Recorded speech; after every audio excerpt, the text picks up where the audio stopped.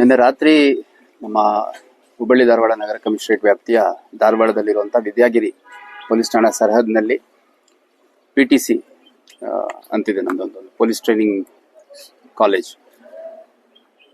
ಅಲ್ಲಿ ಒಬ್ಬ 2 ವೀಲರ್ ಅಲ್ಲಿ ಬರ್ಬೇಕಾದ್ರೆ ದೂರದರ್ಶನ್ ಎಂಪ್ಲಾಯಿ ಅಂತೆ, ಬೆಂಗಳೂರು ಕೆಲಸ ಮಾಡ್ತಾನೆ. ಬಸ್ ಹಿಡಿಲಿಕ್ಕೆ ಅಂತ ರಾತ್ರಿ ಸುಮಾರು 9-10 ಗಂಟೆ ಸಮಯದಲ್ಲಿ ಆ ರಸ್ತೆಯಲ್ಲಿ ಬರ್ಬೇಕಾದ್ರೆ 3 ಜನ ಏಕಾಏಕಿ ಅಡ್ಡ ಹಾಕ್ಬಿಟ್ಟು ಅವನಿಗೆ ಅಸಾಲ್ಟ್ ಮಾಡಿ ಅವನ ಹತ್ರ ಇದ್ದಿದ್ದ ಬೈಕ್ ದುಡ್ಡೆಲ್ಲ ಕಿತ್ಕೊಳ್ಲಿಕ್ಕೆ ಟ್ರೈ ಮಾಡಿದ್ದಾನೆ. ಬಟ್ ಅವನು ಸ್ವಲ್ಪ ಸಣ್ಣ ಪೆಟ್ಟು ಬಿದ್ದ ತಕ್ಷಣ ಇಮಿಡಿಯೇಟ್ ಆಗಿ ಅಲರ್ಟ್ ಆಗಿ ಫಾಸ್ಟ್ ಆಗಿ ಗಾಡಿ ಓಡಿಸ್ಕೊಂಡು ಬಂದಿದ್ದಾನೆ. ಇಮಿಡಿಯೇಟ್ ಆಗಿ ನಮಗೆ ಮಾಹಿತಿಯನ್ನ ಕೊಟ್ಟ, ಈ ತರ ಒಂದು ಅಟೆಂಪ್ಟೆಡ್ ರಾಬರಿ ಆಯ್ತು ಅಂತ. ಅದರ ಹಿನ್ನೆಲೆಯಲ್ಲಿ ರಾತ್ರಿ ನಮ್ಮ ಧಾರವಾಡ ನಗರದ 3 ಪೊಲೀಸ್ ಠಾಣೆಯಲ್ಲಿರುವಂತಹ ಧಾರವಾಡ ಟೌನ್, ವಿದ್ಯಾಗಿರಿ ಮತ್ತು ಸಬರ್ಬನ್ ಇನ್ಸ್ಪೆಕ್ಟರ್ಗಳು, ಅವರ ಕ್ರೈಮ್ ಸಿಬ್ಬಂದಿ ಮತ್ತು ಅವರೆಲ್ಲ ಸ್ಟಾಫ್ಗಳು ಅಲರ್ಟ್ ಆಗಿ ಅಲ್ಲಲ್ಲಿ ಚೆಕ್ ಪೋಸ್ಟ್ಗಳನ್ನ ಹಾಕೊಂಡು ಹುಡುಕುವಂತ ಪ್ರಯತ್ನ ಮಾಡಿದ್ದಾರೆ. ಮಾಡಿದಂಥ ಸಂದರ್ಭದಲ್ಲಿ ಇವತ್ತು ಬೆಳಗಿನ ಜಾವ ಒಬ್ಬ ವ್ಯಕ್ತಿ ಸಿಕ್ಕಿದ್ದಾನೆ, ಹುಸೇನ್ ಸಾಬ್ ಕನವಳ್ಳಿ ಅಂತ. ಇವನ ಮೇಲೆ ಸುಮಾರು 30ರಿಂದ 35ಕ್ಕೂ ಹೆಚ್ಚು ಕಳ್ಳತನದ ಪ್ರಕರಣಗಳು, ಸುಲಿಗೆ ಪ್ರಕರಣಗಳು ಮತ್ತೆ ಬೇರೆ ಬೇರೆ ರೀತಿ ಪ್ರಕರಣಗಳು ಕೇವಲ ಕರ್ನಾಟಕ ಅಷ್ಟೇ ಅಲ್ಲ, ಆಮೇಲೆ ಗೋವಾ ಮತ್ತೆ ಮಹಾರಾಷ್ಟ್ರ ಭಾಗದಲ್ಲಿ ಇನ್ನೂ ಕೆಲ ಹೊರ ರಾಜ್ಯಗಳಲ್ಲಿ ದಾಖಲಾಗಿರುವಂಥದ್ದು ಕಂಡು ಬರುತ್ತೆ. ಅದಾದ್ಮೇಲೆ ಅವನ್ನ ವಿಚಾರಿಸಲಾಗಿ ಅವನ ಅಸೋಸಿಯೇಟ್ಸ್ ಯಾರಾದ್ರೂ ಇದ್ದಾರಾ ಅಂತ ಅಂದಾಗ, ಮತ್ತೆ ಈ ರಾಬರಿ, ಅಟೆಂಪ್ಟೆಡ್ ರಾಬರಿ ಮಾಡ್ಬೇಕಾದ್ರೆ ಜೊತೆಗಿದ್ದವ್ರು ಯಾರು ಅನ್ನುವಂಥದ್ದು ಒಂದು ವಿದ್ಯಾಗಿರಿ ಔಟ್ಸ್ಕರ್ಟ್ಸ್ ಅಲ್ಲಿ ಇರುವಂತಹ ಒಂದು ಲೇಔಟ್ ಹತ್ರದಲ್ಲಿ ಅಂಡರ್ ಕನ್ಸ್ಟ್ರಕ್ಷನ್ ಮನೆಗಳು ಮತ್ತೆ ಇಟ್ಟಿಗೆ ಬಟ್ಟಿಗಳೆಲ್ಲ ಇದಾವೆ, ಮತ್ತೆ ಅಲ್ಲಿ ಲಾರಿಗಳಿದಾವೆ. ಸೊ ಅಲ್ಲೆಲ್ಲಾದ್ರೂ ಸುತ್ತಮುತ್ತ ಇರ್ತೀವಿ ಅಂತ ಹೇಳಿದ್ರು. ಆಫ್ಟರ್ ದಿ ಅಫೆನ್ಸ್ ನಾವು ಅಲ್ಲಿಂದ ಡಿಸ್ಪರ್ಸ್ ಆದಾಗ ನಾವು ಬೆಳಗ್ಗೆ ಒಂದು 5-6 ಗಂಟೆ ಸಮಯದಲ್ಲಿ ಒಂದ್ ಕಡೆ ಜಾಯ್ನ್ ಆಗಿ ಆ ಕಡೆಯಿಂದ ಮತ್ತೆ ಗೋವಾ ಕಡೆ ಹೋಗೋಣ ಅಂತ ಮಾಡಿದ್ವಿ ಅಂತ ಹೇಳ್ಬಿಟ್ಟು ಆ ಜಾಗ ತೋರಿಸ್ಲಿಕ್ಕೆ ಕರ್ಕೊಂಡು ಹೋಗ್ತಾನೆ. ಕರ್ಕೊಂಡು ಹೋದಾಗ ಅಲ್ಲಿ ಒಂದು 2 ವೀಲರ್ ಅಲ್ಲಿ ಈ 2 ವ್ಯಕ್ತಿಗಳು ಇರುವಂತದ್ದು ಕಂಡು ಬರುತ್ತೆ. ಅಂದ್ರೆ 2 ವೀಲರ್ ಇರುತ್ತೆ, ಅದ್ರ ಸುತ್ತಮುತ್ತ ಒಂದಿಬ್ರು ವಾಕ್ ಮಾಡ್ತಿರೋ ರೀತಿಯಲ್ಲಿ, ಓಡಾಡ್ತಿರೋ ರೀತಿ ಕಂಡು ಬರುತ್ತೆ.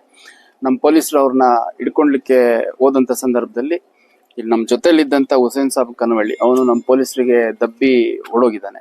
ನಂತರ ಈ 2ರನ್ನ ಅರೆಸ್ಟ್ ಮಾಡೋದ್ರಲ್ಲಿ ನಮ್ಮವರು ಪ್ರಯತ್ನ ಮಾಡ್ತಾರೆ. ಆ ಪ್ರಯತ್ನ ಮಾಡಿದಂತ ಸಂದರ್ಭದಲ್ಲಿ ಕೈಗೆ ಸಿಕ್ಕಿದ ಕಲ್ಲು ಅದು ಇದು ತಗೊಂಡು, ದುಂಡಿ ತಗೊಂಡು ಎಸ್ದು ಹಲ್ಲೆ ಮಾಡಿ ನಮ್ಮ ಸಿಬ್ಬಂದಿ ಮತ್ತು ಅಧಿಕಾರಿಗಳ ಮೇಲೆ ಹಲ್ಲೆ ಮಾಡಕ್ ಪ್ರಯತ್ನ ಮಾಡಿದ್ದಾರೆ. ಆ ಸಂದರ್ಭದಲ್ಲಿ ವಿಜಯ್ ಅಣ್ಣಿಗೆರೆ ಮತ್ತು ಮುಜಮಿಲ್ ಸೌದಾಗರ್ ಅಂತ ಈ 2 ಮೇಲೆ ಫಸ್ಟ್ 3 ರೌಂಡ್ ಏರ್ ಫೈರ್ ಮಾಡಿದ್ದಾರೆ. 2 ರೌಂಡ್ ಅವ್ರ ಮೇಲೆ ಫೈರ್ ಮಾಡಿದಾಗ ಒಟ್ಟು 5 ರೌಂಡ್ ಫೈರ್ ಮಾಡಿದ್ದಾರೆ.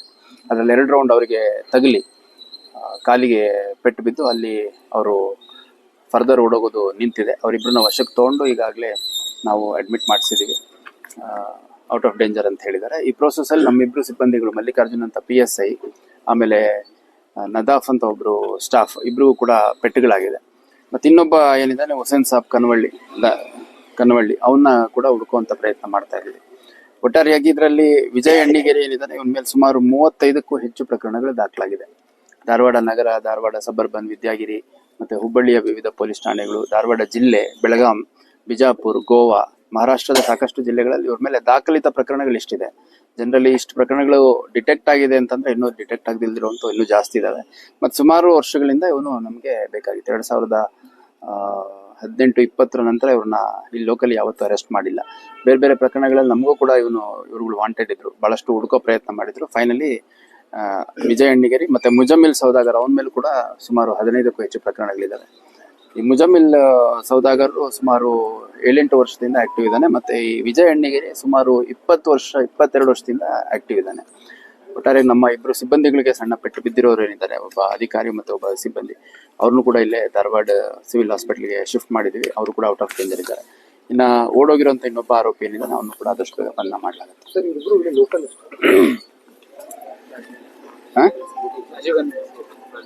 ವಿಜಯ್ ಅಣ್ಣಿಗೆರೆ ಮತ್ತು ಮುಜಮಿಲ್ ಸೌದಾಗರ್ ಇವರಿಬ್ರು ಲೋಕಲ್. ಇವ್ರದ್ದೊಂದು 7-8 ಜನರದ್ದು ತಂಡ ಇದೆ. ಅಂದ್ರೆ ಬೇರೆ ಬೇರೆ ಪ್ರಕರಣಗಳಲ್ಲಿ 2-3 ಯಾರ್ಯಾರು ಸಿಗ್ತಾರೆ, ಯಾರ್ಯಾರು ಅವೈಲೇಬಲ್ ಇರ್ತಾರೆ, ಅವ್ರುಗಳು ಸೇರ್ಕೊಂಡು ಅಫೆನ್ಸಸ್ ಮಾಡುವಂಥದ್ದು. ಹಂಗಾಗಿ ಈ ಉಳಿದ ಇವರ ಗ್ಯಾಂಗ್ ಮೆಂಬರ್ಸ್ ಯಾರಿದ್ದಾರೆ ಅವರು ಕೂಡ ನಾವು ರಾತ್ರಿ ಇಂದನೂ ಪ್ರಯತ್ನ ಮಾಡ್ತಾ ಇದ್ದೀವಿ ಹುಡುಕ್ಲಿಕ್ಕೆ. ಯಾರು ಸಿಕ್ಕಿಲ್ಲ, ಅವ್ರನ್ನು ಕೂಡ ಆದಷ್ಟು ಬೇಗ ಹಿಡಿದು ಅಗತ್ಯ ಕಾನೂನು ಕ್ರಮ ಕೈಗೊಳ್ಳಲಾಗುತ್ತೆ. ಸರ್, ಈಗ ಇವರು ಡಿಫರೆಂಟ್ ಆಗಿ ಆಪರೇಟ್ ಮಾಡ್ತಾರೆ, ಮೊಬೈಲ್ಗಳನ್ನು ಯೂಸ್ ಮಾಡ್ತಾ ಇರ್ತಾರೆ, ಬೇರೆ ಯಾವ್ದಾದ್ರು ಇನ್ಸ್ಟಾಗ್ರಾಮ್ ಅಲ್ಲಿ ಮಾತಾಡ್ತಾರೆ. ಈಗ ಏನಾಗಿದೆ, ಇದರಲ್ಲಿ ಮುಜಮಿಲ್ ಅಂತ ಏನಿದ್ದಾನೆ ಅವನು ಚಿಕ್ಕ ವಯಸ್ಸಿನವನು, ಒಂದು 26-28 ವರ್ಷ ಇದೆ. ಮತ್ತೆ ಇವರ ಅದರ್ ಮೆಂಬರ್ಸ್ ಯಾರಿದ್ದಾರೆ ಅವರು ಎಲ್ಲ ಹುಡುಗರು 22-25 ವರ್ಷ ಆ ತರ ಇರುವಂತವ್ರು. ಒಂದ್ ಯಾವ್ದಾದ್ರು ಅಫೆನ್ಸ್ ಮಾಡಿದಾಗ ಒಂದ್ 10,000-20,000 ಕೊಟ್ಟರು ಅಂತಂದ್ರೆ ಬಹಳ ಖುಷಿಯಾಗಿ ಮತ್ತೆ ಅಫೆನ್ಸಿಗೆ ಕರೆದಾಗ ಹೋಗುವಂತ ಪ್ರವೃತ್ತಿ ಇರುವಂತವ್ರು.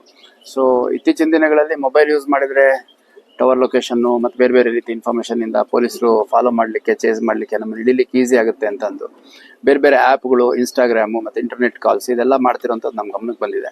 ಸೊ ಈ ವ್ಯಕ್ತಿಗಳು ಕೂಡ ಏನ್ ಎಮ್ಮೋ ಇತ್ತು ಅನ್ನೋಂಥದ್ದು ನನಗೆ ಪರಿಪೂರ್ಣವಾಗಿ ಗೊತ್ತಿಲ್ಲ. ಅದು ಗೊತ್ತು ಮಾಡಿಕೊಂಡು ನಮ್ಮ ಅಧಿಕಾರಿ ಸಿಬ್ಬಂದಿಗಳು ಕೂಡ ಎಲ್ಲ ನಿಟ್ಟಿನಲ್ಲಿ ಅಂದ್ರೆ ಅತ್ಯಾಧುನಿಕ ತಂತ್ರಜ್ಞಾನ ಮತ್ತೆ ಯಾವ ರೀತಿ ಅಫೆಂಡರ್ಸ್ ಯೂಸ್ ಮಾಡ್ತಾರೆ ಅದಕ್ಕಿಂತ ಒಂದು ಸ್ಟೆಪ್ ಹೆಚ್ಚಿಗೆ ನಮ್ಮ ಅಧಿಕಾರಿ ಸಿಬ್ಬಂದಿಗಳು ಪ್ರಿಕಾಷನ್ ತಗೊಳ್ಳೋ ರೀತಿ ಕ್ರಮ ತಗೊಳ್ಳಿಕ್ಕೆ ನಾನು ಸೂಚನೆ ಕೊಡ್ತೇನೆ. ಈ ವಿಡಿಯೋ, ಈ ಮಾಹಿತಿ ನಿಮ್ಗೆ ಇಷ್ಟವಾಗಿದ್ರೆ ಲೈಕ್ ಮಾಡಿ, ಶೇರ್ ಮಾಡಿ. ಇನ್ನು ಹೆಚ್ಚಿನ ಮಾಹಿತಿಗಾಗಿ ನಮ್ಮ ಚಾನೆಲ್ಗೆ ಸಬ್ಸ್ಕ್ರೈಬ್ ಆಗಿ. Thanks for watching.